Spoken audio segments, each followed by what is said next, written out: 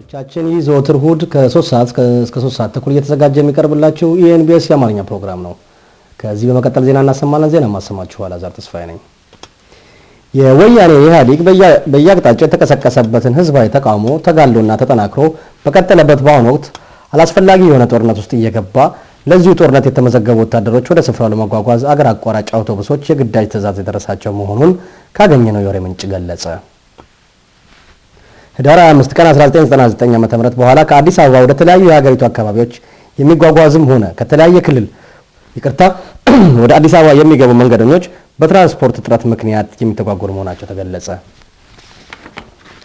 122 ኢትዮጵያኖች ከሶማሌ ጠረፍ ተነስተው የመን ሲገቡ በየመን ህግ አስከባሪዎች ታስረዋል።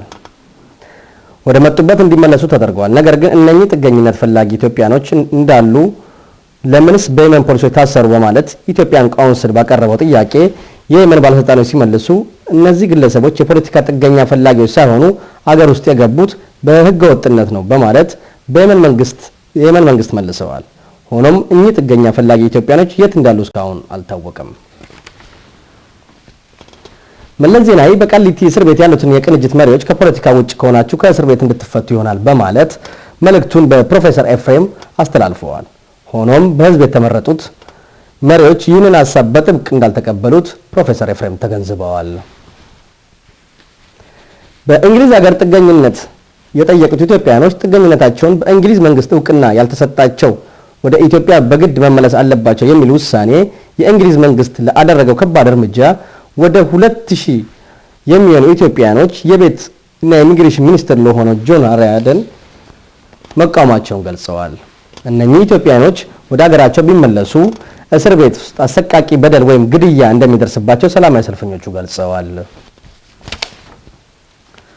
ኢትዮጵያዊ ማስተር ያዕቆብ አበበ የሶስተኛ ዓለም ማርሻል አርት በማኔላ ፊሊፒን የወርቅ ሜዳሊያ አሸናፊ ሆኗል። የታወቀው ጀግና አትሌት ሻምበል ኃይለ ገብረስላሴ 2 ጊዜ የዓለም 10000 ሜትር አሸናፊ የሆነ ባለፈው ደግሞ ጃፓን ውስጥ ፋኪዋካ በሚባል ቦታ በተደረገው የማራቶን ዓለም አቀፍ ውድድር በአንደኝነት አሸናፊ ሆኗል። በዲሲ የምትገኘው የቅድስት ማርያም ዓመታዊ በዓል በደማቅ ሁኔታ ተከብሮ ውሏል።